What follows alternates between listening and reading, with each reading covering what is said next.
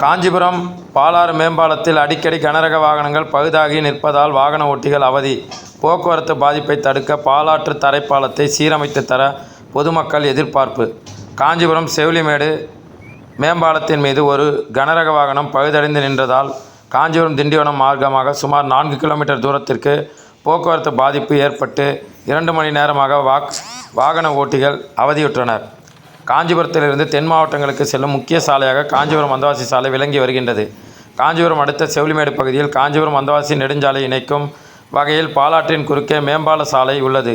இந்த செவிலிமேடு பாலாற்று மேம்பாலத்தின் மீது நாள்தோறும் ஆயிரக்கணக்கான வாகனங்கள் சென்று வருகின்றது.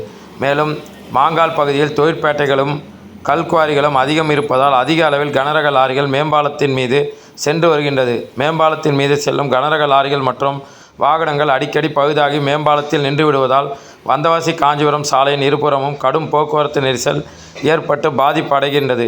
போக்குவரத்து பாதிப்பினால் பல்வேறு பணிகளுக்கு செல்லும் பொதுமக்களும் தொழிலாளர்களும் வாகன ஓட்டிகளும் பல மணி நேரம் காத்திருக்க வேண்டிய சூழ்நிலை ஏற்பட்டு அவதியுற்று வருகின்றனர்.